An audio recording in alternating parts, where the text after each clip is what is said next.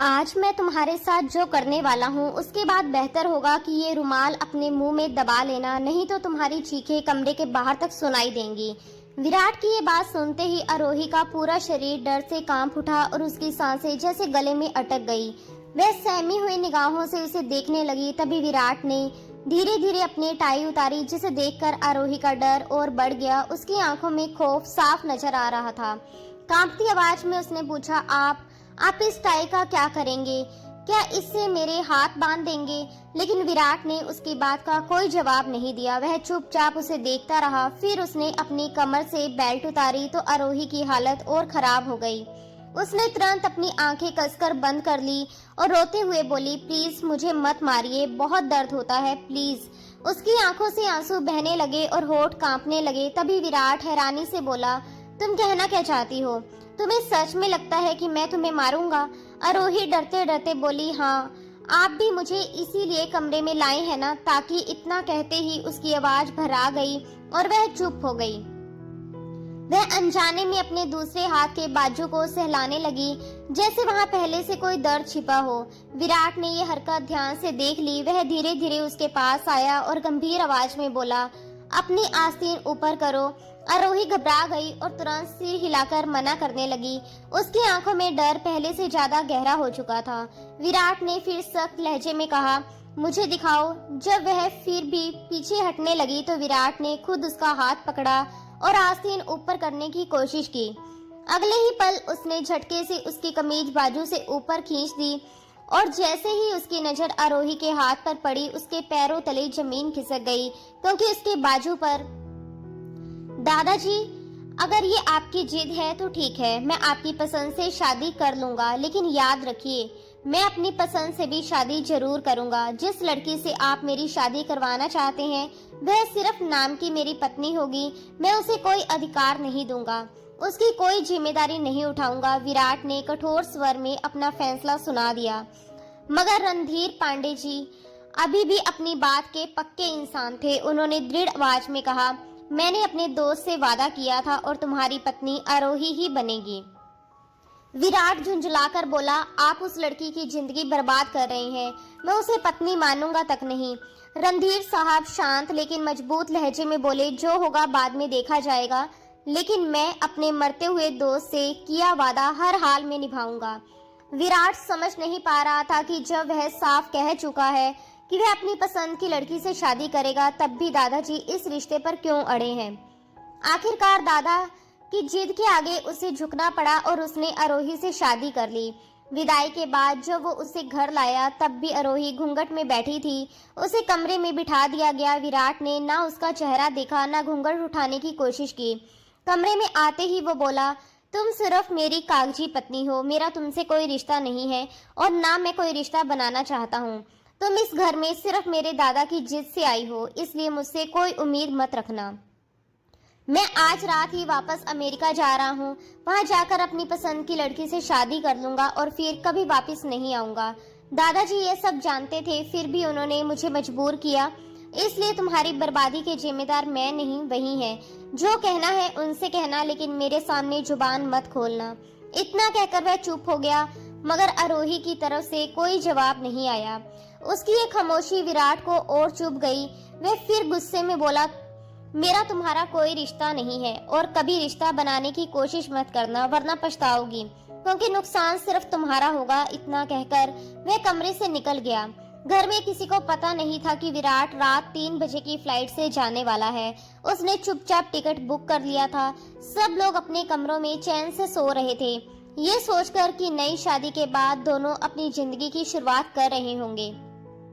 मगर किसी को अंदाजा भी नहीं था कि वह अपनी नई पत्नी का दिल तोड़कर उसी रात जाने का फैसला कर चुका है। रात 2 बजे वह चुपचाप एयरपोर्ट के लिए निकल गया।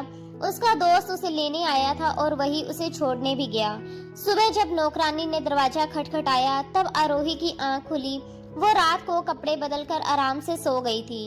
उसने आज से पहले विराट को कभी देखा भी नहीं था। ना उसके लिए दिल में कोई भावना थी, ना कोई सपना। उसे तो बस एक ऐसा घर चाहिए था जहां उसकी इज्जत सुरक्षित रह सके। जब रात को विराट ने उसे वो सब कहा था तो एक पल के लिए उसका दिल जरूर टूटा था, आंखों में आंसू भी आए थे। मगर फिर उसने खुद को समझा लिया, ना उसने कभी विराट से प्यार किया था, ना उसने उससे कोई वादे किए थे। फिर दुख कैसा? उसने शादी को लेकर जो छोटे छोटे सपने सजाए थे उसी रात अपने हाथों से दफना दिए और चैन से सो गई। उसके लिए इतना ही काफी था कि रहने को छत मिल गई थी, इज्जत सुरक्षित थी और 2 वक्त की रोटी मिल जाती।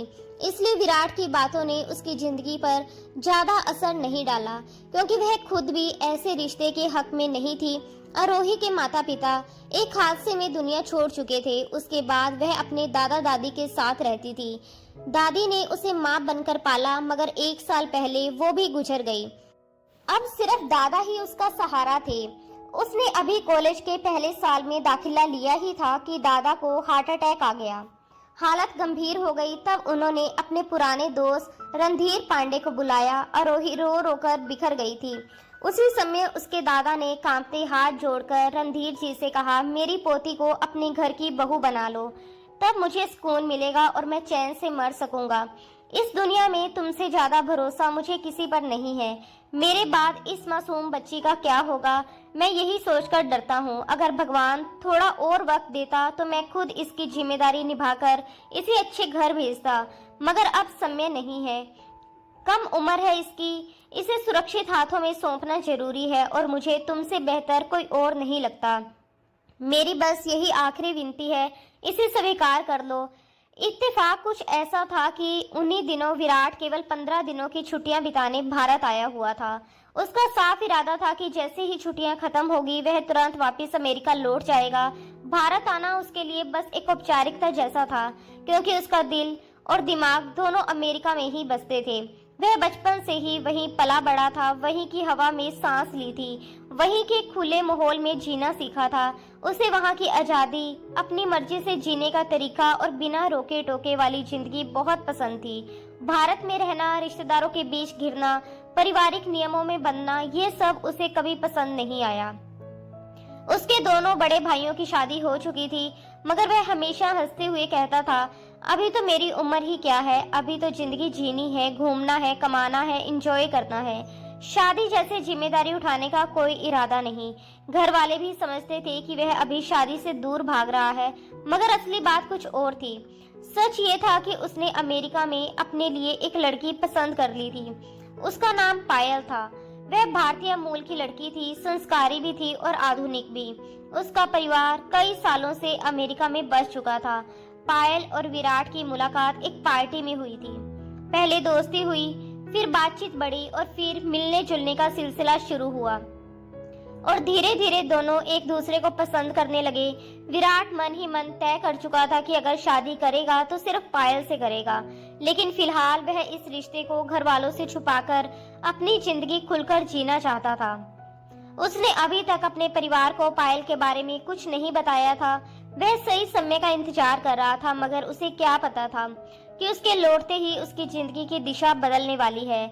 अचानक एक दिन उसके दादाजी रणधीर पांडे ने उसे बुलाया और ऐसी बात कह दी जिससे उसके पैरों तले जमीन खिसक गई।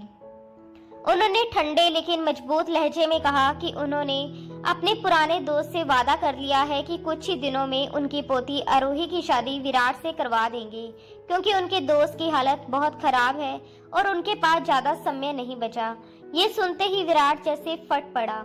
उसने गुस्से में साफ मना कर दिया। उसने कहा कि वह ये शादी कभी नहीं करेगा। उसने बहुत समझाया, बहस की, आवाज ऊंची की, नाराज हुआ, यहाँ तक कि घर छोड़ने की धमकी भी दे दी। मगर रणधीर पांडे अपने फैसले से टस से मस नहीं हुए। उनका एक ही जवाब था, मैंने वादा किया है और मेरा वादा टूटेगा नहीं। घर में तनाव बढ़ता गया। विराट को लग रहा था कि उसकी जिंदगी उसके हाथों से छीनी जा रही है। आखिरकार जब उसे समझ आ गया कि दादाजी के सामने उसकी एक नहीं चलेगी, तब उसने मजबूरी में एक शर्त रख दी। उसने कहा कि ठीक है, मैं इस लड़की से शादी कर लेता हूँ, लेकिन याद रखिए बाद में अपनी पसंद की लड़की से भी शादी जरूर करूँगा। घर में ये बात सुनकर सन्नाटा छा गया, मगर हैरानी की बात ये थी कि रणधीर पांडे ने उसकी शर्त भी मान ली। शायद उनके लिए उस समय सिर्फ अपने दोस्त से किया गया वादा निभाना जरूरी था। कुछ ही दिनों में शादी की तैयारियां शुरू हो गई। आरोही को दुल्हन बनाकर उस घर में लाया गया। सारी रस्में पूरी हुई। मेहमान लौट गए, घर शांत हो गया। विराट उसे कमरे तक छोड़कर आया, मगर उसके चेहरे पर पति वाला कोई भाव नहीं था। उसी रात वह चुपचाप एयरपोर्ट के लिए निकल गया और अमेरिका वापस चला गया। उसने ना किसी को बताया, ना किसी से विदा ली। उधर उसी शाम आरोही के दादा अस्पताल में आखिरी सांस ले चुके थे। शादी की खुशी उसके लिए मातम में बदल गई थी। एक तरफ नई जिंदगी की शुरुआत थी, दूसरी तरफ अपने आखिरी सहारे को खोने का दर्द। वह फूट फूट कर रोई थी। अब इस दुनिया में वो बिल्कुल अकेली रह गई थी। उसके माता पिता पहले ही एक हादसे में गुजर चुके थे। दादी भी उसे छोड़कर जा चुकी थी और अब दादा भी नहीं रहे। उसका अपना कहने वाला कोई नहीं बचा था। ऐसे कठिन समय में रणधीर पांडे ने ही आगे बढ़कर उसके दादा का अंतिम संस्कार करवाया और आरोही की जिम्मेदारी अपने ऊपर ले ली। आरोही बेहद सीधी, शांत और मासूम लड़की थी। वह एक साधारण मिडिल क्लास परिवार से थी। उसके सपने छोटे थे, चाहते सीमित थी और आदतें सरल थी। उसका पहनावा सादा था, बोलचाल नरम था और स्वभाव इतना विनम्र था कि वह किसी से नजर उठाकर बात भी बहुत मुश्किल से करती थी। उसे दिखावे से कोई मतलब नहीं था। उसे बस एक सुरक्षित घर चाहिए था जहां इज्जत मिले और 2 वक्त की रोटी। लेकिन जिस घर में वह आई थी वह उसकी दुनिया से बिल्कुल अलग था। रणधीर पांडे का परिवार पढ़ा लिखा, अमीर, आधुनिक और ऊंचे स्तर का माना जाता था। घर में शानो शौकत की कोई कमी नहीं थी। बड़े बड़े कमरे, नौकर चाकर, महंगी सजावट और ऊंची सोच का दिखावा हर तरफ नजर आता था। विराट की मां संजना जी बेहद बोल्ड और फैशनेबल महिला थी। उन्हें महंगे कपड़े पहनना, सजी धजी रहना, पार्टियों में जाना और लोगों के बीच अलग दिखना पसंद था। वे हमेशा शानदार साड़ियां, बिना आस्तीन के ब्लाउज, कीमती गहने और तेज मेकअप में नजर आती थी। घर की दोनों बड़ी बहुएं भी बिल्कुल उन्हीं की तरह आधुनिक थी। वे अंग्रेजी में बात करती, फैशन में रहती और अपनी मर्जी से जीती थी। वे सभी चाहती थी कि विराट अपनी पसंद की लड़की से शादी करे, क्योंकि वे जानती थी कि जबरदस्ती का रिश्ता कभी खुशहाल नहीं होता। मगर इस घर में अंतिम फैसला सिर्फ रणधीर पांडे का चलता था। कोई उनके सामने आवाज उठाने की हिम्मत नहीं करता था। संजना जी भी चाहकर विरोध नहीं कर सकी, क्योंकि उनके पति मुकेश पांडे पहले ही साफ कह चुके थे, पापा जी ने जो कह दिया वही होगा। शादी करनी पड़ेगी, चाहे वह लड़की सारी जिंदगी सिर्फ नाम की पत्नी बनकर बैठी रहे। इस घर में जहां 10 नौकरानियां खा पीकर रह रही हैं, वहां एक और सही, लेकिन मैं पापा के खिलाफ एक शब्द नहीं बोल सकता। यही उस घर की सच्चाई थी। ऊपर से चमक, अंदर से मजबूरी। और उसी सच्चाई के बीच आरोही ने उस घर में कदम रखा था जहां उसे बहू बनाकर तो लाया गया था, मगर अपनाने वाला कोई नहीं था। आरोही को उस पूरे घर में अगर कोई सच में पसंद करता था तो वो सिर्फ रणधीर जी थे। उनके अलावा घर का कोई सदस्य उसे अपनापन देना तो दूर, ठीक से देखना भी पसंद नहीं करता था। इज्जत देना तो जैसे बहुत दूर की बात थी। आरोही भी ये सब महसूस करती थी, इसलिए वो हमेशा डरी, सहमी, चुपचाप और खुद में सिमटी रहती थी। उस घर का माहौल उसकी दुनिया से बिल्कुल अलग था। वहाँ हर चीज में दिखावा था, चाल ढाल में घमंड था और बातों में ठंडापन। जबकि आरोही एक बहुत ही साधारण, मासूम और नरम दिल लड़की थी। अपने दादा के घर में उसने बहुत से परिंदे पाल रखे थे। उसका ज्यादातर समय उन्हीं के बीच गुजरता था। वह किसी को दाना डालती, किसी को पानी पिलाती, किसी को गोद में उठाकर प्यार करती। वह जानवरों और परिंदों से बातें भी करती थी, जैसे वे उसकी हर बात समझते हों। यही उसकी छोटी सी दुनिया थी जिसमें उसे सुकून मिलता था। ऐसा भी नहीं था कि वह अनपढ़ थी। उसने +2 तक पढ़ाई अच्छे नंबरों से की थी और अब कॉलेज में दाखिला लेकर आगे पढ़ रही थी कि तभी अचानक उसके दादा की तबीयत बहुत खराब हो गई। बीमारी इतनी बड़ी कि सब कुछ बदल गया। रणधीर जी ने वादा किया था कि वह आरोही की पढ़ाई कभी नहीं रुकने देंगे और उसे आगे भी पढ़ाएंगे। आरोही ने विराट को शादी से पहले ठीक से देखा तक नहीं था। ना उसके लिए दिल में कोई सपना था, ना कोई चाहत, ना कोई मोहब्बत। इसलिए शादी की पहली रात जब विराट उसे छोड़कर चला गया, तब उसे दर्द तो हुआ, मगर टूटकर बिखरी नहीं। वह 3 दिन तक बस अपने दादा को याद करके रोती रही। उसे खाने पीने तक का होश नहीं था। कमरे में बैठी रहती, कभी चुपचाप छत देखती, कभी तकिए में मुंह छुपाकर रोती। फिलहाल घर में किसी ने उसे कोई काम नहीं दिया था। उसे एक कमरा दे दिया गया था जहां वह चुपचाप रहती थी।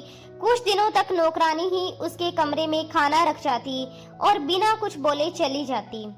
फिर जैसे ही विराट विदेश लौट गया, संजना जी ने उसका कमरा भी बदलवा दिया। उन्होंने ठंडे स्वर में कहा, अब तुम इस कमरे में रहा करो, वह विराट का कमरा है, अब बंद रहेगा।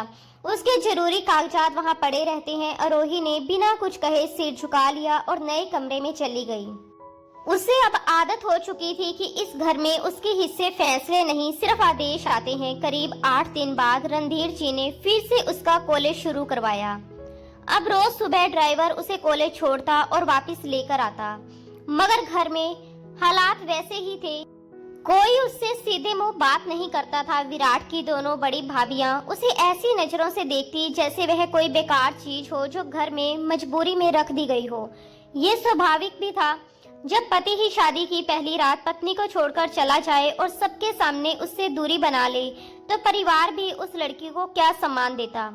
आरोही बहुत चुपचाप रहने लगी थी। उसका पहनावा भी बेहद सादा था। वह हमेशा फुल स्लीव्स वाले सूट पहनती, बड़े से दुपट्टे में खुद को ढककर रखती, नजरें झुकाकर चलती, जबकि घर की दूसरी बहुएं बेहद आधुनिक थी। कभी जींस टॉप पहनकर घर में घूमती, कभी खुले बालों में इतराती, और दुपट्टा लेना तो जैसे उनके लिए पुरानी बात थी। कुछ दिन तक यही सब चलता रहा। फिर एक दिन रणधीर जी खुद आरोही को बाजार लेकर गए। उन्होंने उसके लिए अच्छे ब्रांड के सुंदर कपड़े खरीदे, चप्पलें दिलाई, बैग दिलाया और मुस्कुराकर बोले, तुम इस घर की नौकरानी नहीं हो कि ऐसे पुराने और फीके कपड़ों में रहो, अच्छे कपड़े पहना करो, तुम इस घर की बहू हो। ये सुनकर आरोही की आंखें भर आई थी। उस घर में पहली बार किसी ने उसे उसकी जगह याद दिलाई थी। सच तो ये था कि रणधीर जी ही एकमात्र इंसान थे जो उसे प्यार भी करते थे और इज्जत भी देते थे। इसलिए आरोही अपने दिन का ज्यादातर समय उन्हीं के साथ बिताने लगी। वह उन्हें दादाजी कहकर बुलाती थी, उनके खाने पीने का ध्यान रखती, समय पर दवाइयाँ देती, चश्मा साफ करती, पानी रखती और उनसे बातें करती। रणधीर जी भी उसके आने से जैसे फिर से जी उठे थे। एक दिन आरोही ने संकोच से कहा, दादाजी, मुझे परिंदे पालने का बहुत शौक है। मुझे चिड़ियों के बच्चे भी बहुत अच्छे लगते हैं। मेरे दादाजी के घर में ये सब था, मगर जब यहाँ आना पड़ा तो सब अपनी सहेली को देकर आ गई। क्या मैं यहाँ भी कुछ पाल सकती हूँ? रणधीर जी हंस पड़े और प्यार से बोले, क्यों नहीं, पूरी छत खाली पड़ी है, जितने पिंजरे चाहिए, जितने परिंदे चाहिए, सब मंगवा दूंगा। ये सुनते ही आरोही का चेहरा पहली बार सच में खिल उठा। अगले ही दिन छत पर सुंदर सुंदर पिंजरे रखवा दिए गए। उनमें ऑस्ट्रेलियन तोते, रंग बिरंगी चिड़िया और कई तरह के प्यारे परिंदे थे। अब शाम का ज्यादातर समय आरोही छत पर उन्हीं के साथ बिताती थी। वो उन्हें दाना देती, पानी बदलती, उनसे बातें करती और घंटों हंसती रहती, जैसे उसके टूटे दिल को फिर से जीने का कारण मिल गया हो। एक दिन संयोग से विराट के बड़े भाई रजत की नजर उस पर पड़ी। वह फोन में सिग्नल ना आने की वजह से छत पर आया था और किसी से बात कर रहा था। तभी उसे अचानक खिलखिलाकर हंसने की आवाज सुनाई दी। वह पलटा और उसकी नजर सामने खड़ी एक लड़की पर जाकर ठहर गई। उसके लंबे खुले बाल कमर तक लहरा रहे थे, चेहरे पर मासूम मुस्कान थी। वह परिंदों से बातें करते हुए खुद ही हंस पड़ी थी। रजत कुछ पल के लिए फोन पर बात करना भूल गया। उसने आज तक आरोही को ठीक से देखा ही नहीं था। बस इतना जानता था कि दादाजी ने विराट की शादी किसी गरीब लड़की से जबरदस्ती करवा दी है, जो सिर्फ नाम की पत्नी बनकर घर में रह रही है। आरोही की भी आदत थी कि वह या तो अपने कमरे में रहती या दादाजी के पास। ना वह किचन में जाती, ना हॉल में बैठती, ना लॉन में घूमती। इसलिए रजत ने उसे पहले कभी देखा ही नहीं था, मगर आज वह सामने थी। वह परिंदों को दाना डालते हुए उनसे ऐसे बातें कर रही थी जैसे वह उनके दोस्त हों। फिर ना जाने क्या याद आया कि वह अचानक जोर से हंस पड़ी। रजत कुछ देर तक उसे मंत्रमुग्ध होकर देखता रहा। वह लड़की भारतीय सादगी की मिसाल थी। बिना किसी बनावटीपन के भी उसका हुस्न ऐसा था कि नजर हटाना मुश्किल हो जाए। उसमें कोई दिखावा नहीं था, मगर फिर भी वह किसी शाही खूबसूरती से कम नहीं लग रही थी। रजत ने धीरे से अपना फोन जेब में रखा और बिना आवाज किए कदम बढ़ाता हुआ आरोही के बिल्कुल पीछे आकर खड़ा हो गया। आरोही उस समय अपने परिंदों को दाना डालने में मगन थी और उनसे बच्चों की तरह बातें कर रही थी। तभी उसके पीछे से एक भारी मर्दाना और अचानक गूंजती आवाज आई, ए लड़की, क्या कर रही हो यहाँ? ये आवाज सुनते ही आरोही बुरी तरह उछल पड़ी। उसका दिल जैसे सीने से बाहर आ गया हो। उसने घबराकर पलटकर देखा तो सामने रजत खड़ा था। उसे देखते ही आरोही का चेहरा पीला पड़ गया। उसने तुरंत अपना दुपट्टा संभाला, खुद को ढकने की कोशिश की और हिम्मत जुटाकर कांपती आवाज में बोली, वो रजत भाई, मैं तो यहाँ। मगर डर के कारण आगे कुछ बोल ही ना पाई। वह जानती थी कि रजत और रमन विराट के बड़े भाई हैं। रजत ने उसे ऊपर से नीचे तक देखा और तिरछी मुस्कान के साथ बोला, यहाँ क्या कर रही हो और कौन हो तुम? और मैं तुम्हारा भाई कब से हो गया? सच तो ये था कि उसने अभी तक ठीक से जाना ही नहीं था कि ये वही लड़की है जिससे विराट की शादी हुई है, या कोई रिश्तेदार है, या फिर घर में काम करने वाली कोई लड़की। आरोही ने डरते डरते जवाब दिया, आप रिश्ते में मेरे जेठ जी लगते हैं, तो मैं आपको भाई ही कहूंगी ना। उसकी मासूमियत भरी बात सुनकर रजत हल्का सा हंसा, मगर उसकी हंसी में शराफत नहीं, कुछ और ही था। वो बोला, कौन से जेठ जी? जब मेरा भाई तुम्हें अपनी पत्नी ही नहीं मानता तो मैं तुम्हारा जेठ कहाँ से हो गया? इतना कहकर उसने अचानक आगे बढ़कर आरोही का हाथ पकड़ लिया। ये सब इतना अचानक हुआ कि आरोही सन्न रह गई। उसके मजबूत हाथ की पकड़ में आरोही का नाजुक हाथ जैसे दबकर रह गया। वह घबराकर हाथ छुड़ाने लगी, मगर रजत ने पकड़ और कस दी। आरोही का चेहरा डर से सफेद पड़ गया। कांपती आवाज में बोली, ये आप क्या कर रहे हैं? मेरा हाथ छोड़ दीजिए। मगर रजत उसकी बात अनसुनी करते हुए और करीब झुक गया। वह धीमी लेकिन गंदी नीयत भरी आवाज में बोला, अगर तुम चाहो तो मैं तुम्हें खुश रख सकता हूँ। मुझे पता है मेरा भाई तुम्हें शादी की पहली रात यूं ही तड़पता छोड़कर चला गया था। आखिर तुम भी जवान और खूबसूरत लड़की हो, तुम्हारे भी जज्बात होंगे। मैं तुम्हें सुकून दे सकता हूँ। सोचो, सारी जिंदगी क्या तुम सिर्फ उसके नाम पर बैठी रहोगी? विराट तो वापस आने का इरादा भी नहीं रखता, और इस उम्र में अपनी चाहतों को दबाकर रखना आसान नहीं होता, समझी? आरोही पहली बार अपने लिए ऐसी घटिया बातें सुन रही थी। उसका पूरा शरीर डर और घृणा से कांप उठा। उसने पूरी ताकत लगाकर अपना हाथ झटका और छुड़ा लिया। फिर बिना पीछे देखे सीढ़ियां उतरती हुई नीचे भागी और सीधे रणधीर जी के कमरे में चली गई। रणधीर जी उस समय सो रहे थे। आरोही का दिल इतनी तेजी से धड़क रहा था कि जैसे छाती फाड़ देगा। उसे अपने हाथ पर अभी भी रजत की पकड़ का एहसास हो रहा था, जैसे किसी ने गंदगी से छू लिया हो। उसे लग रहा था जैसे उसके हाथ पर चींटियां रेंग रही हों। बेबसी और अपमान के एहसास से उसकी आंखों से आंसू बह निकले। उसने तो सोचा था कि ये घर उसके लिए सुरक्षित जगह होगा, मगर यहाँ भी वह अकेली और असहाय थी। वह रोना चाहती थी, मगर आवाज बाहर ना निकले, इसलिए उसने अपना हाथ मुंह पर रख लिया और सिसकियां भीतर ही भीतर दबा ली।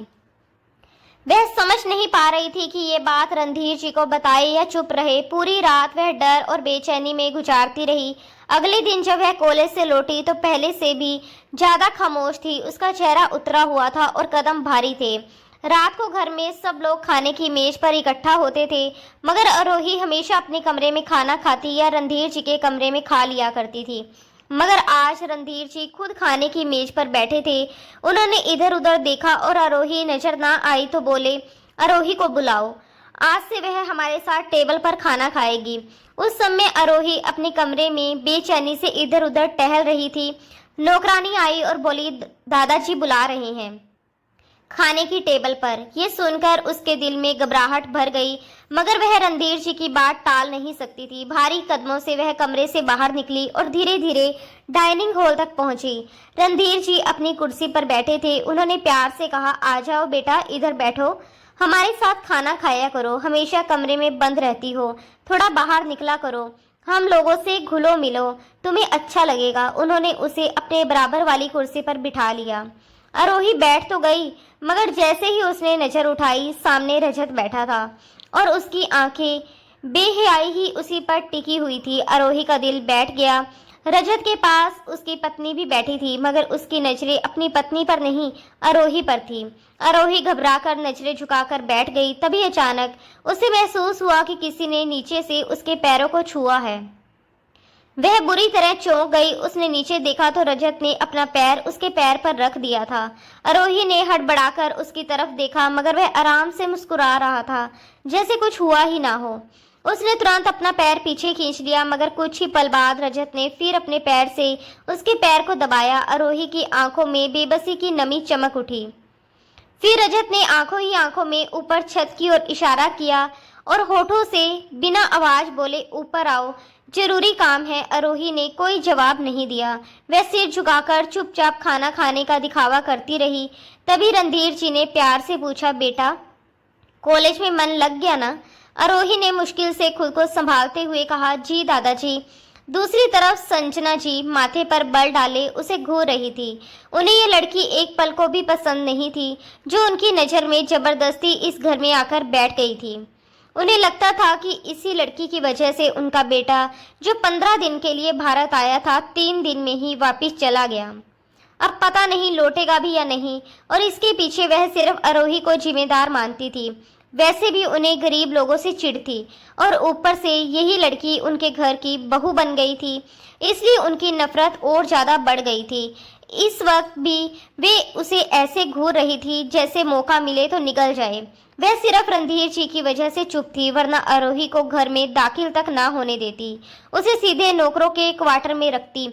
अगले दिन जब आरोही कॉलेज से बाहर निकली तो गेट के पास खड़ी कार देखकर उसके कदम ठिठक गए। रोज की तरह ड्राइवर सीट पर घर का ड्राइवर नहीं बल्कि रजत बैठा था, और जैसे उसी का इंतजार कर रहा था। रजत को वहां देखकर आरोही का दिल जोर से धड़क उठा।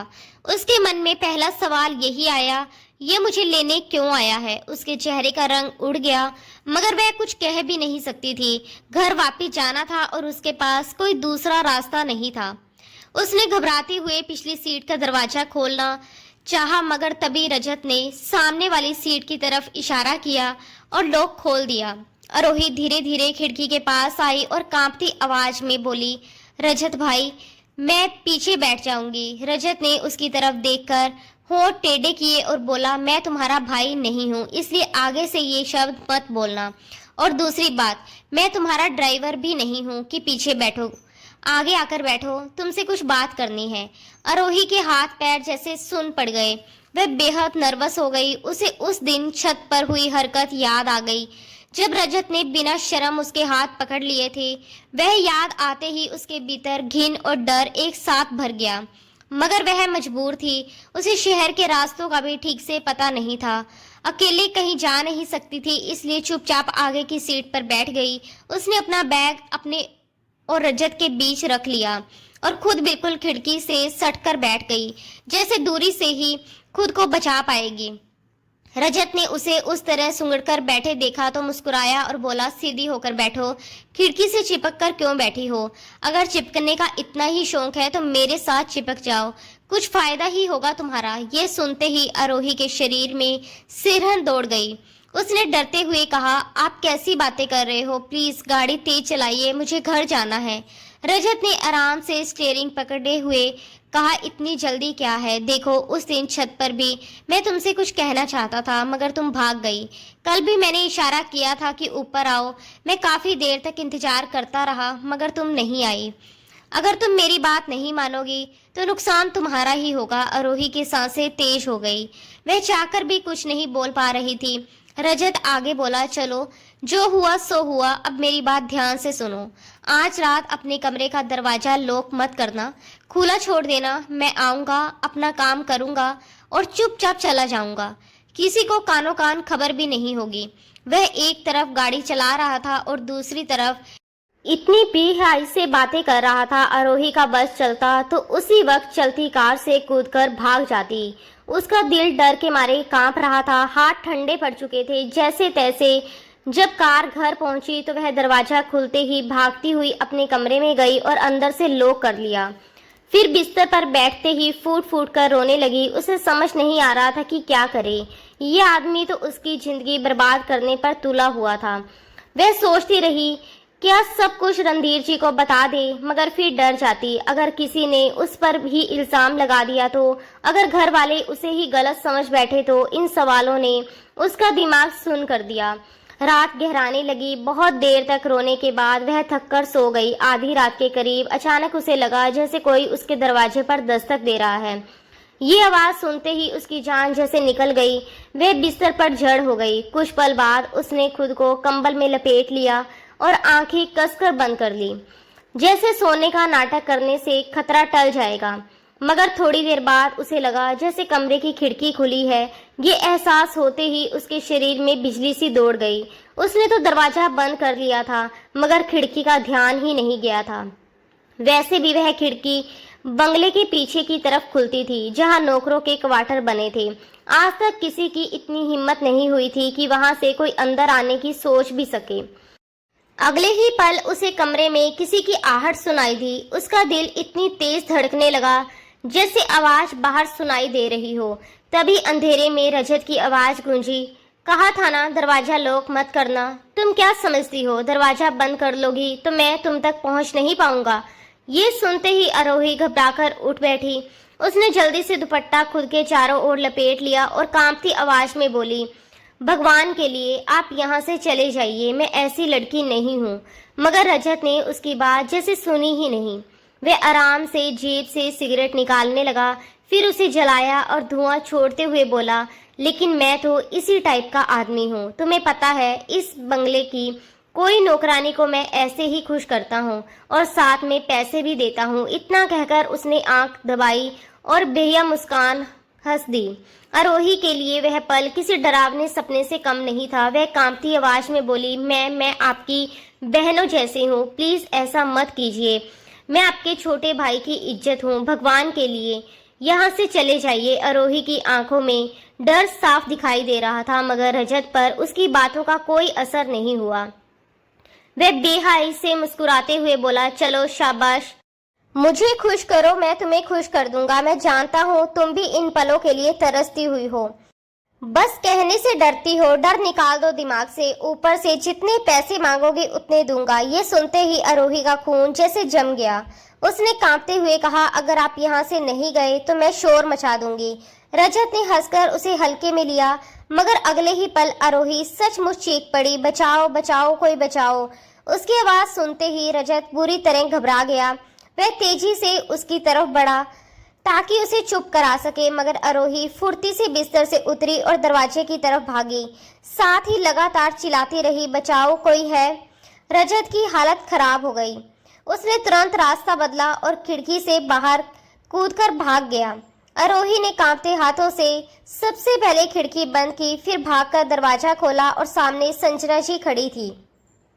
उन्होंने चिढ़कर पूछा, क्या हुआ है, इतना शोर क्यों मचा रखा है। आरोही उन्हें सच बताना चाहती थी, मगर शब्द गले में अटक गए। वह धीमे से बोली, मुझे लगा मेरे कमरे में कोई है, इसलिए डर गई। तभी बाहर लॉन की तरफ से रजत अंदर आया, जैसे अभी अभी कहीं से लौटा हो। उसने बनावटी हैरानी से पूछा, क्या हुआ, किस बात का शोर है। संजना जी बोली, पता नहीं, इसे लग रहा है जैसे कमरे में कोई चोर आ गया था। रजत तुरंत बोला, मैं देखता हूँ। वह कमरे में गया और हर चीज उलट पुलट कर देखने लगा। फिर बाहर आकर बोला, यहाँ तो कुछ भी नहीं है, ये लड़की झूठ बोल रही है, जानबूझकर रात को सबको परेशान कर रही है। संजना जी भी गुस्से में बोली, छोड़ो इसे, तुम बताओ इस वक्त कहाँ थे। रजत बिना रुके बोला, एक दोस्त आया था, उससे मिलने गया था, अभी लौटा हूँ। वो आसानी से झूठ बोल गया। आरोही अंदर खड़ी सब सुन रही थी, मगर कुछ कह न सकी। उसने चुपचाप दरवाजा बंद किया और लॉक कर लिया।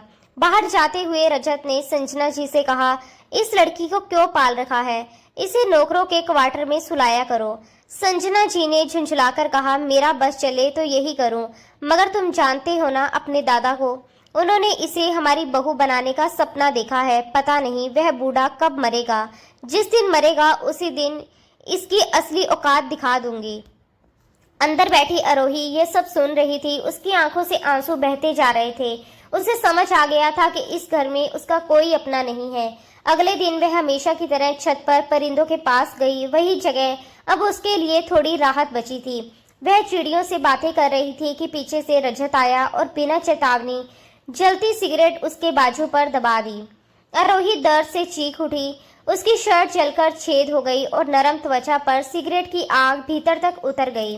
वह तड़पते हुए बोली, ये क्या कर रहे हैं आप इंसान हैं या जानवर। उसकी आंखों से आंसू बहने लगे। जलन इतनी तेज थी कि वह कांप उठी। बाजू से खून भी निकल आया था। रजत ठंडे चेहरे से बोला, ये तो सिर्फ डेमो है, अगर दोबारा चीखी चिल्लाई तो याद रखना, तुम्हारा पूरा शरीर ऐसे निशानों से भर दूंगा और मुझे कोई पूछने वाला भी नहीं है। फिर वह और पास आकर बोला, और हाँ, अगर दादाजी को कुछ भी बताया तो वह दिन इस घर में तुम्हारा आखिरी दिन होगा। कहाँ जाओगी? किसके पास जाओगी? यहाँ तुम्हें बचाने वाला कोई नहीं है। तुम्हारा अपना पति तुम्हें छोड़कर जा चुका है। फिर हमसे क्या उम्मीद रखती हो? वह रुका, फिर जहरीली मुस्कान के साथ बोला, मैं तो तुम पर एहसान कर रहा हूँ। तुम्हारे जज्बात भी पूरे हो जाएंगे और तुम इस घर में बनी भी रहोगी, वरना मैं ड्राइवर, माली या किसी नौकर के साथ तुम्हारा नाम जोड़ दूंगा। दादाजी तुम्हें इज्जत से लाए थे ना, धक्के देकर निकलवा देंगे।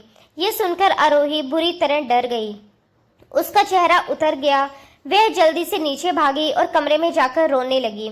अब उसे एहसास हुआ था कि अगर पति साथ ना हो, सम्मान ना दे, तो औरत को ना सुरक्षा मिलती है और ना ही इज्जत। उसे हर पल अपनी मर्यादा बचाने का डर लगा रहता है। अब रजत की जिद और बढ़ गई थी। वह बार बार उसे मजबूर करने की कोशिश करता। जब भी आरोही मना करती, वह मौका देखकर किचन में चला आता। कभी जलती सिगरेट उसकी कमर पर लगा देता, कभी गर्दन पर और कभी बाजू पर। आरोही दर्द से तड़प जाती, मगर कुछ कह नहीं पाती। रजत इतनी चालाकी से सब करता था कि किसी की नजर में नहीं आता था। वह चाहता था कि आरोही चुप रहे और उसकी हर बात माने। एक दिन अचानक रणधीर जी की तबीयत बहुत बिगड़ गई।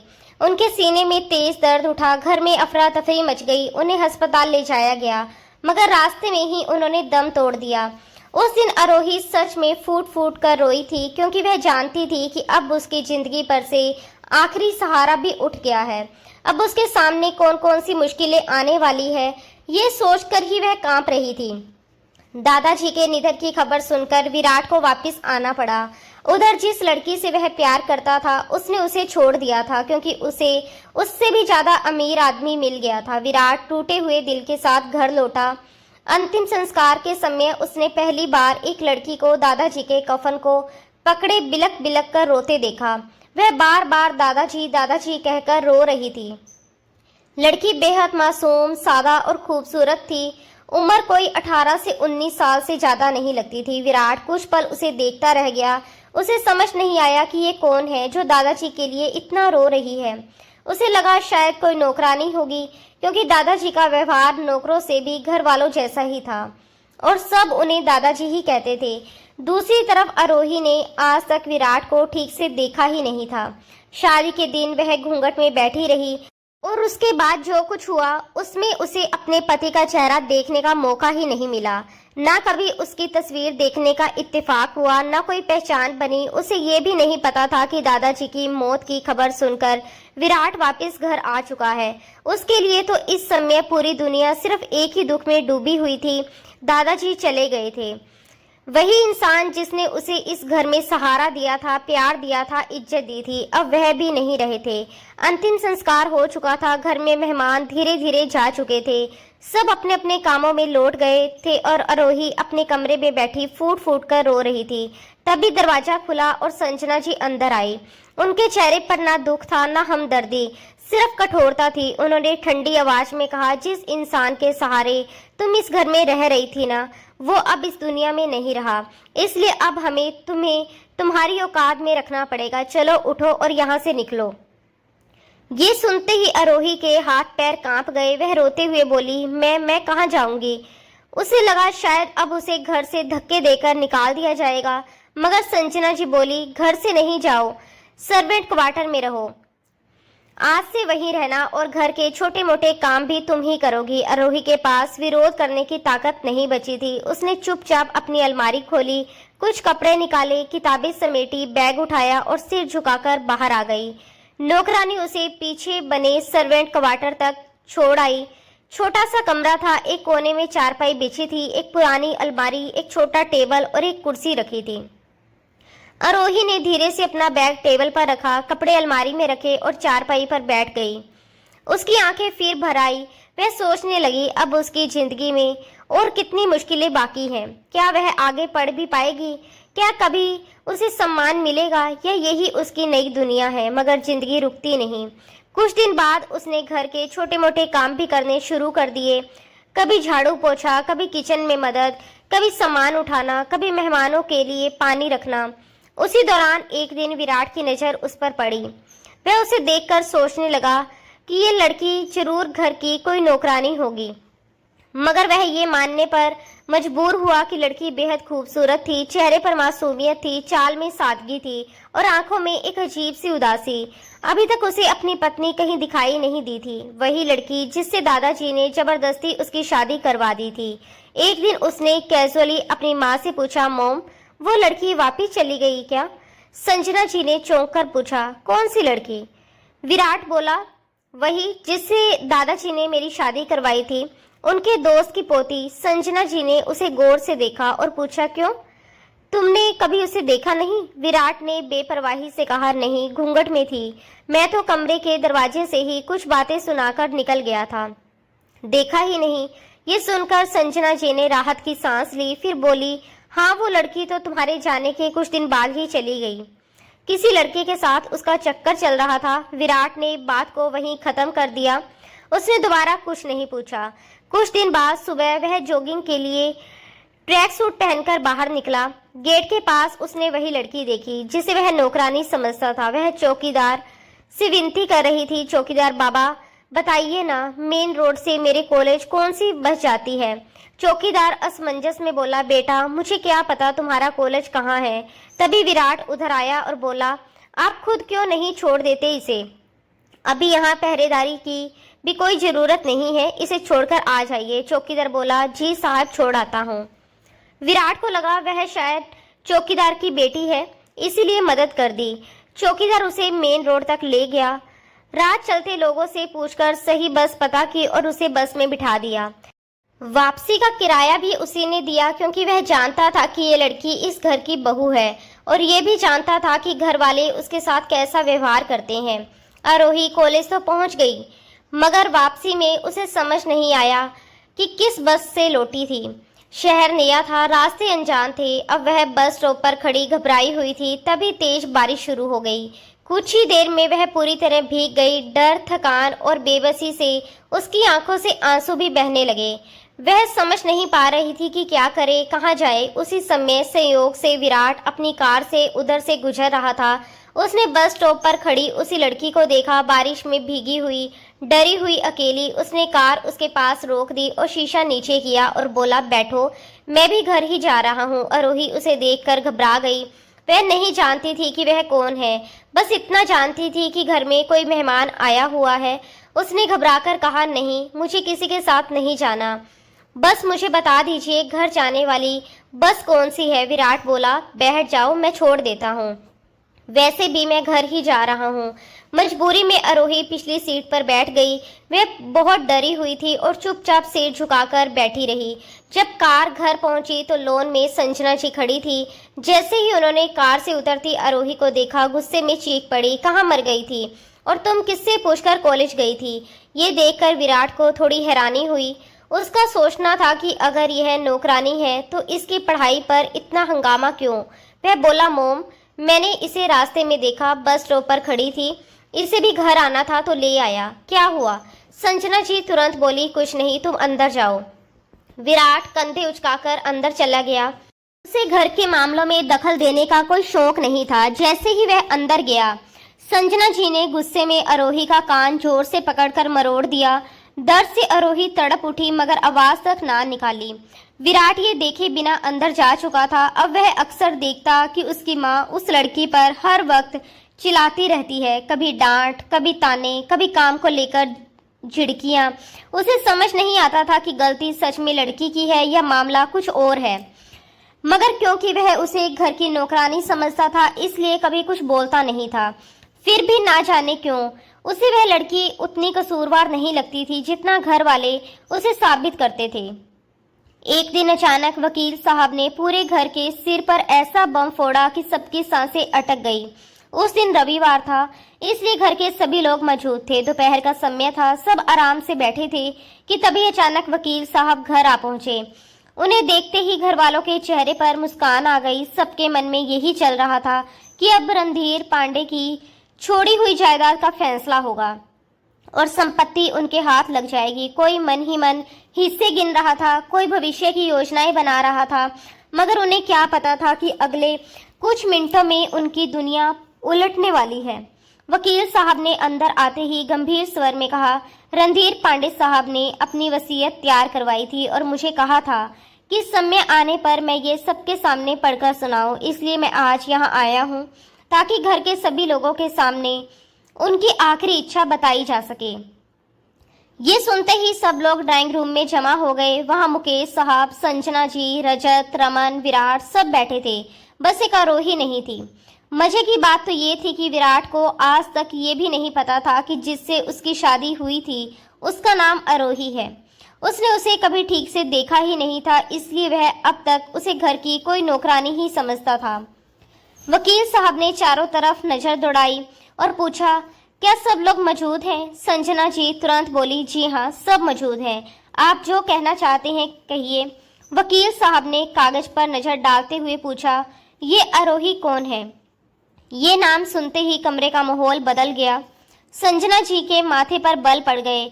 मुकेश साहब भी चिढ़कर बोले, वकील साहब उसका यहाँ क्या काम है? हम सब रणधीर पांडे की सगी औलादे हैं। वकील साहब शांत स्वर में बोले, वो भी शायद आपके बेटे की पत्नी है और वसीयत के अनुसार उसका यहाँ मौजूद होना बहुत जरूरी है। ये सुनकर विराट चौंक गया। वह कुछ बोलने ही वाला था कि संजना जी ने तुरंत उसे आंख दिखाकर चुप करवा दिया। फिर नौकरानी से बोली, जाओ रानी, आरोही को बुलाकर लाओ। ये सुनकर विराट के मन में शक और गहरा हो गया, क्योंकि उसकी माँ तो कहती थी कि वह लड़की घर छोड़कर किसी के साथ भाग गई है। कुछ देर बाद किचन की तरफ से आरोही आई। वह अपने हाथ दुपट्टे से पोंछती हुई धीमे कदमों से लॉन्च में दाखिल हुई। उसके कपड़े साधारण थे, चेहरा थका हुआ था और आंखों में डर साफ दिखाई दे रहा था। वकील साहब ने नाक पर रखा चश्मा ऊपर किया और उसे सिर से पांव तक गौर से देखा। फिर बोले, ये है आरोही? संजना जी ने जबरन मुस्कुराते हुए कहा, जी हाँ, यही आरोही है। ये सुनते ही विराट को भी जोरदार झटका लगा। वह बिना पलक झपकाए आरोही को देखता रह गया। उसे यकीन ही नहीं हो रहा था कि जिसे वह घर की नौकरानी समझता रहा वही उसकी पत्नी है। वकील साहब ने सामने रखी कुर्सी की ओर इशारा किया और बोले, बैठिए मिसेज विराट पांडे। आरोही बेहद घबरा गई। उसने पहले संजना जी की तरफ देखा, जिनके चेहरे पर हमेशा की तरह नफरत झलक रही थी। फिर उनके इशारे पर जाकर धीरे से कुर्सी पर बैठ गई। कमरे में गहरा सन्नाटा छा गया। तभी वकील साहब ने वसीयत पढ़ते हुए कहा, रणधीर पांडे साहब ने अपनी सारी चल अचल संपत्ति, बैंक बैलेंस, निवेश, जमीन जायदाद और ये बंगला सब कुछ आरोही के नाम कर दिया है। ये सुनते ही कमरे में जैसे बिजली गिर गई। सबके चेहरे का रंग उड़ गया। मुकेश साहब तो गुस्से में लगभग चिल्ला पड़े, पापा जी ऐसा कैसे कर सकते हैं? रजत और रमन भी हैरान रह गए। संजना जी का चेहरा तमतमा उठा। विराट खुद सन बैठा था। वकील साहब ने आगे पढ़ना जारी रखा, जब तक आरोही अपनी मर्जी से किसी को अधिकार ना दे तब तक इस संपत्ति पर किसी और का कोई हक नहीं होगा, अपने पति के नाम भी नहीं। जब तक इस लड़की के हस्ताक्षर नहीं होंगे बैंक से कोई पैसा नहीं निकाला जा सकता, ना कोई जायदाद बेची जा सकती है, ना इस्तेमाल। सबकी सांसें थम गई। फिर उन्होंने और सख्त आवाज में कहा, अगर इस लड़की पर किसी भी तरह का दबाव, धमकी या जबरदस्ती की गई तो परिणाम बहुत बुरे हो सकते हैं। ये चाहे तो आप सबको इस घर से बेदखल भी कर सकती है, क्योंकि कानूनी तौर पर अब इस बंगले की मालिक भी यही है। ये सुनते ही सबके होश उड़ गए। जिस लड़की को नौकरानी बनाकर रखा गया था वह अब उसी घर की मालकिन निकली। कुछ देर कोई बोल ही नहीं पाया। फिर वकील साहब ने नरम स्वर में आरोही की तरफ देखकर पूछा, आरोही जी बताइए, आप इस घर में खुश तो है ना? आपको कोई तकलीफ तो नहीं? आरोही ने सिर झुका लिया। वह कुछ बोल नहीं पाई। डर, अपमान और दर्द गले में अटक गया। तभी वकील साहब ने पूछा, ये विराट कौन है? विराट धीरे से सामने आया। वो अब तक पूरी तरह बेचैन हो चुका था। वकील साहब बोले, आपके दादाजी की वसीयत के अनुसार आपकी पत्नी अब आपके साथ आपके कमरे में रहेगी। आप उसके साथ किसी तरह की नाइंसाफी नहीं करेंगे। उसका सम्मान आपकी जिम्मेदारी है। फिर उन्होंने अगला हिस्सा पढ़ा। अगर ये लड़की आपके बच्चे की मां बन जाती है तो आगे की कानूनी प्रक्रिया सरल हो जाएगी, और अगर ऐसा नहीं होता तो जब तक ये आपके वारिस की मां नहीं बनती तब तक आप लोग फूटी कोड़ी भी इस्तेमाल नहीं कर सकेंगे। बिना इसकी मर्जी के। ये सुनते ही कमरे में फिर खामोशी छा गई। वकील साहब ने विराट को सीधे देखते हुए कहा, आप इसके पति हैं, इस घर में इसे इज्जत दिलाना आपकी जिम्मेदारी है। इसके हुलिये और हालात से मुझे नहीं लगता कि इसके साथ यहाँ अच्छा व्यवहार हुआ है। संजना जी तुरंत बोली, नहीं नहीं, ऐसी कोई बात नहीं है। असल में इसे किचन का काम बहुत पसंद है। नए कपड़े पहनकर कौन काम करता है? और विराट तो किसी और के हाथ का खाना खाता ही नहीं, अपनी पत्नी के हाथ का ही खाना खाता है। ये सुनकर पहली बार विराट को सच पता चला, जिसे वह नौकरानी समझता था वही उसकी पत्नी थी। वकील साहब ने कागज समेटे और जाते जाते कहा, मैं अचानक कभी भी आ सकता हूँ और देखूंगा कि ये लड़की सच में खुश है या नहीं। बिना बताए आऊंगा। जब मुझे तसल्ली होगी कि इसे इज्जत मिल रही है, ये अपने पति के साथ सुरक्षित और खुश है, तभी इसके हस्ताक्षर से आपको पैसे मिल सकेंगे। फिलहाल वसीयत के अनुसार अगले 2 महीने तक किसी को कोई रकम नहीं मिलेगी। ये सुनते ही सबके मुंह खुले रह गए, क्योंकि घर का सारा पैसा रणधीर जी के अकाउंट में था। बेटे के खातों में थोड़ी बहुत रकम थी जो उनकी मौज मस्ती में खत्म हो जाती थी। पोतों के अकाउंट्स उनकी पत्नियों की शॉपिंग में खाली रहते थे। मुकेश साहब के खाते में भी बस 4-5 लाख थे, और इतने पैसे तो वह 10 दिन में उड़ा देते थे। अब पूरे घर की सांसें उस लड़की के हस्ताक्षर पर अटक चुकी थी, जिसे कल तक कोई इंसान तक नहीं समझता था। वकील साहब के जाते ही घर का माहौल पूरी तरह बदल गया। कुछ देर पहले तक जो लोग खुद को इस हवेली का मालिक समझ रहे थे, अब उनके चेहरों पर हवाइयां उड़ रही थी। ड्राइंग रूम में सन्नाटा पसरा हुआ था। सबसे पहले संजना जी गुस्से से फूट पड़ी, दांत पीसते हुए बोली, मुझे पहले ही पता था आपका बाप कोई ना कोई मुसीबत हमारे गले डालकर ही जाएगा। हमने तो सोचा था कि उसके जाते ही इस लड़की को इसकी औकात में रखेंगे, मगर वह मरकर भी हमारे सर पर आफत छोड़ गया। मुकेश साहब दोनों हाथों से सिर पकड़े बैठे थे, चेहरे पर चिंता साफ दिखाई दे रही थी। बोले, अब 2 महीने कैसे गुजरेंगे? अगर इस लड़की के मुंह से एक शब्द भी निकल गया कि घर में इसके साथ बुरा सलूक होता है, तो हम सब बर्बाद हो जाएंगे, हमारा दिवालिया निकल जाएगा। संजना जी गुस्से से पैर पटकती हुई अपने कमरे में चली गई।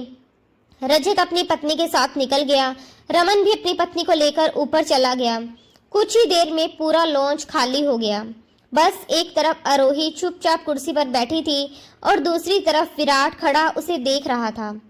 उसके मन में अजीब सा तूफान था। दादाजी ने जाते जाते उसे कैसी मुसीबत में फंसा दिया था, जिस लड़की को वह पत्नी मानने तक को तैयार नहीं था, अब उसी के नाम सब कुछ हो चुका था।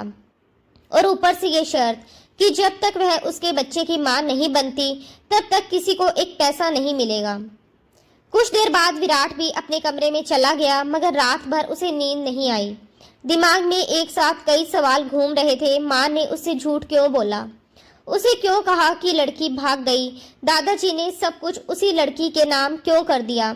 और आखिर इतनी बड़ी शर्त क्यों रखी कि वह उसके बच्चे की मां बने?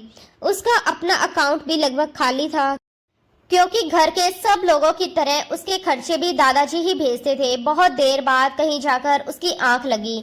अगली सुबह नाश्ते की मेज पर सब लोग मायूस बैठे थे, किसी के चेहरे पर चमक नहीं थी। तभी संजना जी ने सीधे विराट की तरफ देखा और बोली, अब सब कुछ तुम पर है। विराट ने चाय का कप होठों तक उठाया ही था कि ये सुनकर वापस रख दिया। उसने बाहें चढ़ाकर पूछा, मुझ पर क्या मतलब? संजना जी बिना झिझक बोली, मतलब साफ है, उस लड़की को अपने पास रखो, अपने कमरे में रखो, कोशिश करो कि जल्द से जल्द वह तुम्हारे बच्चे की मां बन जाए। उसके बाद धीरे धीरे सारी चीजें अपने हाथ में ले लेना, फिर चाहो तो उसे धक्के मारकर निकाल देना, हमें कोई एतराज नहीं होगा। ये सुनकर विराट का चेहरा सख्त हो गया। बोला, मॉम, मैं ये मुसीबत नहीं पाल सकता। आपके लिए बच्चा पैदा करना मामूली बात होगी, मेरे लिए नहीं। अगर वह मेरे बच्चे की मां बन गई तो मैं उसे कैसे छोड़ दूंगा? संजना जी तमतमाकर बोली, लानत भेजो उस पर भी और उसके बच्चे पर भी। फिलहाल उसे अपने कमरे में रखो, बाकी सब खुद ब खुद हो जाएगा। विराट ने बिना कुछ खाए नाश्ता छोड़ दिया और उठ खड़ा हुआ। मुकेश साहब भी गरज कर बोले, तुम्हारा दिमाग खराब हो गया है क्या? 1 महीने बाद वो वकील अचानक कभी भी आ सकता है। बेहतर यही है कि लड़की को अच्छे कपड़े दिलाओ, अपने कमरे में रखो और दुनिया को दिखाओ कि सब ठीक है। विराट बिना जवाब दिए बाहर निकल गया। दिन भर ऑफिस में भी उसका दिमाग उलझा रहा, काम पर ध्यान नहीं लग रहा था। बार बार वही बात सामने आ जाती, अगर उसने ये सब नहीं किया तो पूरा घर पैसों के लिए उसके सिर पड़ेगा, अगर किया तो जिंदगी उलझ जाएगी। शाम तक उसने मजबूरी में तय कर लिया कि फिलहाल दिखावे के लिए ही सही ये नाटक करना पड़ेगा। रात को खाना खाकर जब वो अपने कमरे में पहुंचा तो दरवाजा खोलते ही ठिठक गया।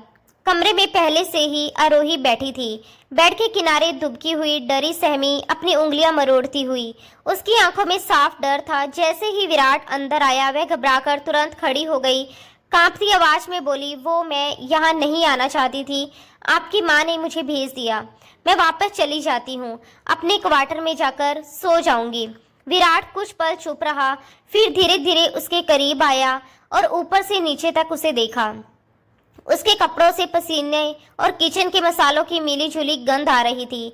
विराट खुद बहुत साफ सुथरा रहने वाला आदमी था। उसने तुरंत एक कदम पीछे हटाया और चिढ़कर बोला, अपना हुलिया देखा है तुमने, जाओ जाकर नहा लो और अगर साफ कपड़े हैं तो पहन लो, क्या मुसीबत है यार।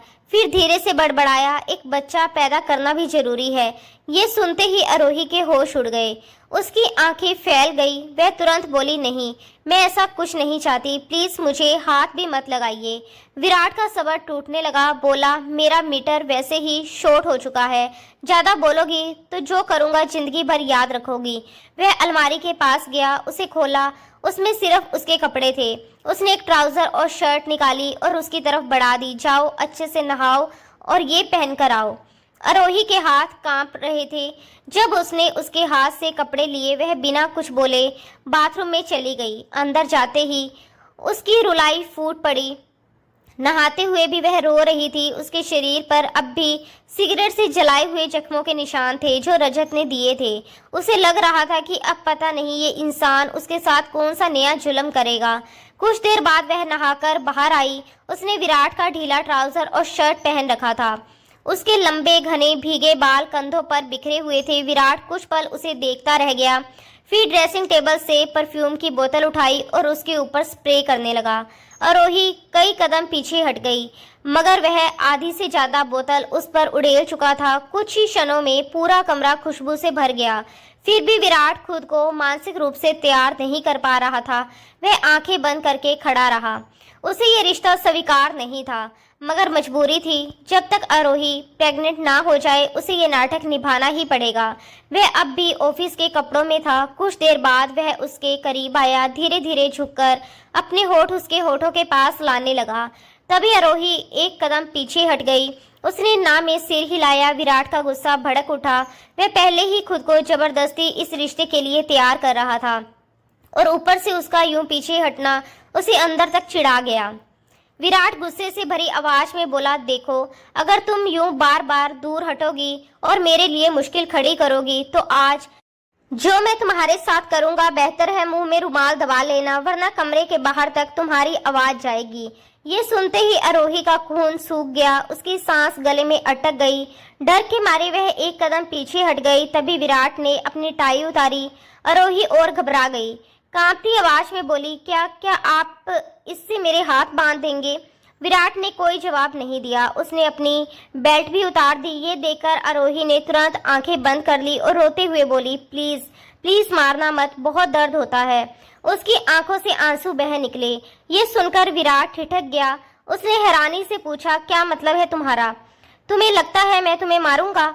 आरोही धीरे से बोली, आप भी मुझे इसीलिए कमरे में लाए हैं ना, ताकि वो आगे कुछ ना बोल सकी। चुप हो गई और अपने एक हाथ से दूसरे हाथ को सहलाने लगी, जैसे किसी पुराने दर्द को याद कर रही हो। विराट अब पूरी तरह सतर्क हो चुका था। वह उसके करीब आया और बोला, दिखाओ, बाजू ऊपर करो। आरोही घबराकर ना में सिर हिलाने लगी। वह पीछे हटना चाहती थी, मगर विराट ने सख्ती से कहा, दिखाओ मुझे। उसने खुद उसकी आस्तीन ऊपर कर दी। अगले ही पल उसके होश उड़ गए। आरोही के बाजू पर कई जले हुए निशान थे। कुछ ताजा थे, लाल और सूजे हुए, कुछ पुराने, सूख चुके मगर साफ दिखाई दे रहे थे, जैसे किसी ने बार बार उसे जलाया हो। विराट की आंखों में गुस्सा उतर आया। उसके अंदर कुछ टूट गया था। उसे अब समझ आ रहा था कि ये लड़की हर वक्त डरी हुई क्यों रहती है, छूने से क्यों कांपती है और हर आवाज पर क्यों सहम जाती है। उस रात कमरे में खामोशी छा गई। अगली सुबह जब विराट उठा तो देखा आरोही गहरी नींद में थी। विराट चाहकर भी उसके बारे में सोचना बंद नहीं कर पा रहा था। वह एक सीधी सादी लड़की थी जो सबके जुल्म और बेइंसाफी चुपचाप सह रही थी। उसे अपने भाई रजत पर गुस्सा आया, अपने घर वालों की सोच पर शर्म आई। सब लोग सिर्फ पैसों के लिए उसे कह रहे थे कि इस लड़की से रिश्ता बनाओ, बच्चा पैदा करो, जायदाद अपने नाम करवाओ और फिर इसे इसके बच्चे समेत घर से निकाल दो। पहली बार उसे दादाजी का फैसला इतना गलत नहीं लगा। जिस लड़की से उसने मोहब्बत की थी वह कुछ पैसों के लिए उसे छोड़कर जा चुकी थी। 2 साल का प्यार एक पल में खत्म कर दिया था, मगर ये लड़की बिना कुछ मांगे सब कुछ सह रही थी। विराट धीरे से उसके पास जाकर बैठ गया। उसके बाल चेहरे पर बिखरे हुए थे। उसने उंगलियों से बहुत नरमी से बाल हटाए। स्पर्श होते ही आरोही घबराकर उठ बैठी। सामने विराट को देखकर वह तुरंत संभल कर बैठ गई और अपने बाल बांधने लगी। विराट बोला, फ्रेश हो जाओ, फिर बाहर चलते हैं। आरोही घबराकर बोली, मैं क्यों जाऊं आपके साथ? देखिए, आपको जो चाहिए मैं वैसे ही साइन कर देती हूँ, सब कुछ ले लीजिए, मुझे आप लोगों का कुछ नहीं चाहिए। ये जायदाद आपकी है, मेरी नहीं। जहाँ कहेंगे साइन कर दूंगी, लेकिन प्लीज मेरे करीब मत आइए। मैं आपका बच्चा भी पैदा नहीं करना चाहती। काम निकलने के बाद आप लोग मुझे निकाल देंगे और मेरे साथ एक मासूम जान भी बेसहारा हो जाएगी। वह रुकी, फिर भीगी आवाज में बोली, अगर आप दूसरी शादी करना चाहते हैं तो कर लीजिए, बस मुझे रहने के लिए एक छोटा सा कमरा दे दीजिए जहां मैं सुरक्षित रह सकूं, कोई गंदी नजर से ना देखे। मैं पढ़ना चाहती हूं, पढ़ लिख कर नौकरी करूंगी, फिर खुद ही ये घर छोड़ दूंगी। ये कहते कहते उसकी आंखें भर आई। वह नहीं चाहती थी कि उसकी तरह कोई और मासूम बच्चा भी बेघर होकर सड़कों पर भटके। विराट ने गहरी सांस ली और सख्त स्वर में बोला, जो कह रहा हूँ बस वही करो, ज्यादा सवाल जवाब करने वाली लड़कियां मुझे पसंद नहीं। इतना कहकर वह कमरे से बाहर चला गया। आरोही चुपचाप बाथरूम में चली गई। थोड़ी देर बाद विराट वापस आया, उसका हाथ पकड़ा और बिना कुछ कहे उसे बाहर ले गया। घर के बाकी लोग अभी सो रहे थे, सब देर से उठते थे। वह उसे कार में बिठाकर शहर के एक बड़े मॉल में ले गया। सुबह का वक्त था, इसलिए भीड़ कम थी। कुछ दुकानें खुल चुकी थी। उसने आरोही के लिए कई अच्छे कपड़े खरीदे। आरोही हैरान थी, वह समझ नहीं पा रही थी कि ये वही आदमी है या कोई दूसरा। जब दोनों घर लौटे तब तक सब लोग नाश्ता कर चुके थे। संजना जी ने जैसे ही आरोही को विराट के साथ देखा, उनके माथे पर बल पड़ गए। वो बोली, विराट इसे लेकर कहाँ गए थे? विराट ने सहज स्वर में कहा, मोम, इसके पास पहनने के लिए कपड़े नहीं थे, इसीलिए मार्केट ले गया था। फिर उसने आरोही की तरफ देखा जो हमेशा की तरह डरी सहमी खड़ी थी। जाओ आरोही, कमरे में जाओ और कपड़े अलमारी में रख दो। वह चुपचाप चली गई। संजना जी झुंझलाकर बोली, तुम्हें क्या जरूरत थी इसे इतना सर चढ़ाने की? विराट ने ठंडे स्वर में कहा, ठीक है, मैं इसका ख्याल नहीं रखता। फिर जब वकील आएगा और पूछेगा कि अभी तक इसने पुराने कपड़े क्यों पहने हैं, तब आप जवाब दे देना। ये सुनते ही संजना जी का लहजा बदल गया। बोली, नहीं, तुमने ठीक किया। विराट आगे बोला, सिर्फ मैं नहीं, आपको भी इसके साथ रवैया बदलना पड़ेगा, जैसे घर की बहू के साथ रखा जाता है। मजबूरी में संजना जी ने हामी भर दी। शाम को जब विराट ऑफिस से लौटा तो घर शांत था, सब अपने कमरों में थे। डिनर के समय ही सब इकट्ठा होते थे। वो अपने कमरे की तरफ जा रहा था कि तभी उसे किचन से किसी आदमी की आवाज सुनाई दी। वह दबे पांव किचन की तरफ बढ़ा। अंदर जाकर देखा तो रजत आरोही के बहुत करीब खड़ा था और उसे धक्का दे रहा था। ये दृश्य देखते ही विराट के भीतर आग लग गई। वह तेज आवाज में गरजा, ये क्या कर रहे हैं आप यहाँ? रजत का चेहरा पीला पड़ गया। वह बुरी तरह चौंक गया। विराट तेज कदमों से उसके पास पहुंचा, आरोही का हाथ पकड़ा और उसे अपने पीछे कर लिया। फिर रजत की आंखों में देखते हुए बोला, आपका यहाँ क्या काम है? रजत हकलाने लगा, वो मैं तो नौकरानी को चाय कहने आया था। विराट गुस्से से बोला, मैं देख चुका हूँ आप क्या कर रहे थे। आपकी हिम्मत कैसे हुई मेरी पत्नी के इतने करीब खड़े होने की? फिर उसने सख्त आवाज में कहा, देखिए रजत भाई, मैं आपकी पत्नी की बहुत इज्जत करता हूँ, आज तक मैंने कभी आपकी पत्नी या रमन भाभी की पत्नी की तरफ गलत नजर से नहीं देखा। उन्हें अपनी बहन समझता हूँ। अगर मेरी पत्नी पर किसी ने गलत नजर डाली तो मैं भूल जाऊंगा कि मेरा आपसे क्या रिश्ता है। वो एक कदम आगे बढ़ा और गरज कर बोला, खबरदार, अगर आइंदा आरोही के पास भी दिखे। और किचन में औरतों का काम होता है, मर्दों का नहीं। विराट ने रजत को पहली बार इतने कठोर अंदाज में जवाब दिया था। रजत स्तंभ रह गया। उसे उम्मीद नहीं थी कि विराट उससे यूं बात करेगा। वह बिना कुछ बोले तुरंत वहां से निकल गया। विराट ने गुस्से में आरोही से कहा, अगर वो आदमी फिर कभी तुम्हारे पास आया या कुछ उल्टा बोला तो बिना डरे उसके मुंह पर थप्पड़ मार देना, बाकी सब मैं संभाल लूंगा। आरोही हैरानी से उसे देखती रह गई, क्योंकि पहली बार उसे लगा कि इस घर में कोई ऐसा भी है जो उसकी रक्षा कर सकता है। फिर विराट ने चारों तरफ नजर घुमाई और बोला, तुम यहाँ किचन में क्या कर रही हो? जब घर की बाकी बहुएं कोई काम नहीं करती तो तुम क्यों नौकरानी बनकर रहो? तुम इस घर की इज्जत हो, नौकरानी नहीं। चलो मेरे साथ कमरे में। उसने उसका हाथ पकड़ा और उसे अपने साथ ले गया। कमरे में पहुंचकर उसने आरोही को ध्यान से देखा और बोला, ये कैसा हाल बना रखा है? मैंने तुम्हारे लिए इतने कपड़े लाकर दिए, किस लिए? जाओ अच्छे से तैयार होकर आओ, आज हम बाहर खाना खाने जाएंगे। आरोही अभी भी यकीन नहीं कर पा रही थी कि वही विराट अब उसके साथ इतना बदलकर पेश आ रहा है। वह चुपचाप नहाकर तैयार हुई। जब बाल बांधने लगी तो विराट ने उसके हाथ से क्लचर लेकर एक तरफ रख दिया और मुस्कुराकर बोला, खुले बालों में तुम ज्यादा सुंदर लगती हो। फिर वह उसका हाथ पकड़कर सबके सामने घर से बाहर ले गया। पूरे घर वाले हैरानी से उन्हें जाते देखते रह गए। होटल पहुंचकर विराट ने मेन्यू उसके सामने रख दिया और बोला, आज जो खाना है वो ऑर्डर करो। आरोही झिझकते हुए बोली कि उसने कभी होटल में खाना नहीं खाया। विराट ने प्यार से कहा, कोई बात नहीं, आज सब सीख जाओगी। धीरे धीरे उसने ऑर्डर दिया और पहली बार बिना डर के मुस्कुराई।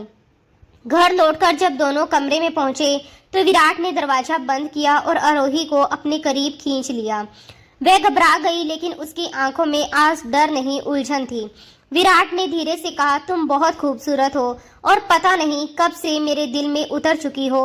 आरोही ने कांपती आवाज में कहा, अगर बाद में आप मुझे छोड़ देंगे तो मैं टूट जाऊंगी, इसलिए मुझे अपनी मोहब्बत की आदत मत डालिए।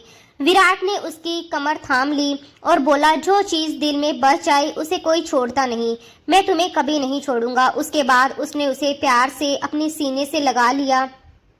उस रात दोनों के बीच दूरियां खत्म हो गई और दिलों का रिश्ता बन गया। अगली सुबह आरोही शर्म से उससे नजरें नहीं मिला पा रही थी, जबकि विराट उसे बाहों में भरकर मुस्कुरा रहा था।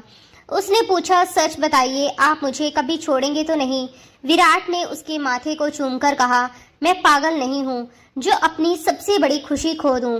कुछ देर बाद वकील साहब घर आए और सबके सामने जायदाद की बात छेड़ी। घर वाले उम्मीद कर रहे थे कि विराट सब अपने नाम करवाएगा, लेकिन उसने साफ कह दिया कि जो कुछ दादाजी ने आरोही के नाम किया है वही सही है। वो इस घर की मालकिन है और हमेशा रहेगी। ये सुनकर सबके चेहरे उतर गए। फिर उसने सबके सामने कहा कि आरोही उसकी पत्नी है और अब वह उसे कभी अकेला नहीं छोड़ेगा। कुछ महीनों बाद आरोही माँ बनने वाली थी।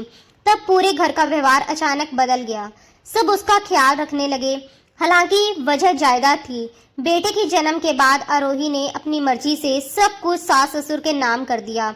इसके बाद विराट उसे और अपने बेटे को लेकर अमेरिका चला गया, जहां उसकी अच्छी नौकरी लग चुकी थी। वहां दोनों ने नई जिंदगी शुरू की। 2 साल बाद भी विराट का प्यार कम नहीं हुआ था।